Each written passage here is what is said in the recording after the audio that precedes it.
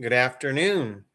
Just wanted to pop on here and do Bands of the 80s episode number 4 and the band Bourgeois Tagg.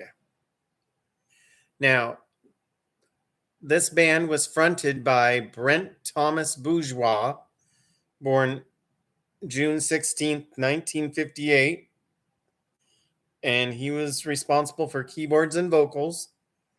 And the band itself was an American rock band. He was Brent was a singer, songwriter, and producer.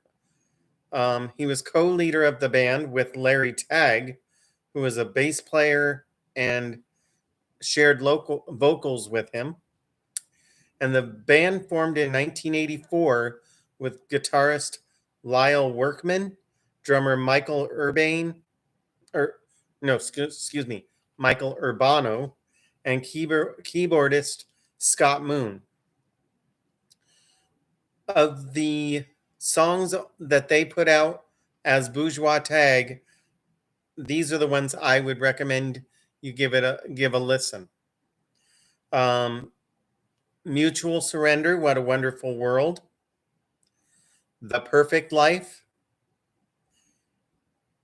I Don't Mind at All, which peaked at number 38 on the Billboard Hot 100s when it first was released, and Waiting for the Worm to Turn. And then my personal favorite, which I hope you guys will like, and it'll get more airplay on YouTube or what have you, is the song Electric Train. I think it's very imaginative and fun to listen to. It's got a storyline and everything that just is kind of fun to listen to, and it's interesting.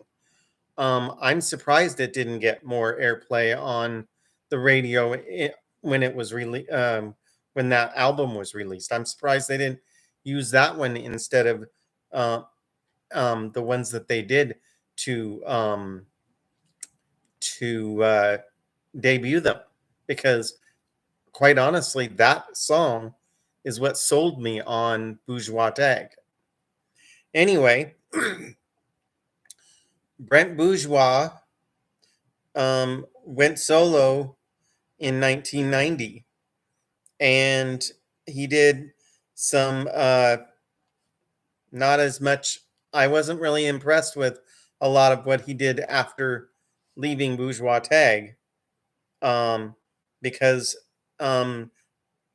to be quite honest, the only song that was even worth me to test out was a cover of Time of the Season by the Zombies, and I wasn't really impressed with that either. So it would have been really good for them to have stayed together as a band if they wanted to continue their careers in music, because honestly, breaking up was not the best idea for them, and he should not have gone solo, in my opinion. But that's my opinion. Although that wouldn't have, if he wouldn't have left Bourgeois Tagg, he wouldn't have gone into contemporary Christian music, and he probably wouldn't have helped Michael W. Smith and various other artists that are contemporary Christian artists. So I guess there was a little bit of a benefit towards what he was doing. I just don't think his music himself was very well. I wouldn't receive it well, because I was like, oh my God, it just doesn't sound right. It sounds very, I don't know. It lacked feel to me. It lacked energy. It lacked the idea that it was even any good. So, anyway, that's my rendition of Bands of the 80s episode number 4, Bourgeois Tagg. So now, if you liked what I said here, or you have some other suggestions of bands that I can showcase on this particular segment of my show or my channel, feel free to make those suggestions in the comments down below. And if you haven't subscribed yet, there's still time, obviously, to my channel. And if you liked what you heard today, go right ahead and hit that like button. And then also, if you want to be alerted um, by YouTube that I've got more content available to you, please hit that good old notification bell. It'll let you know when I post new stuff.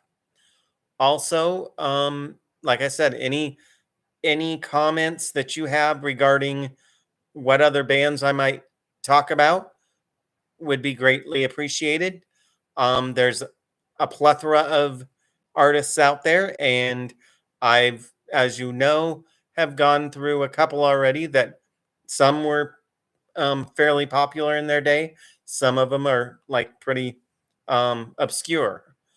Anyway, just wanted to say thank you for all your continued support, and I hope to see you guys in the next video, and have a good day.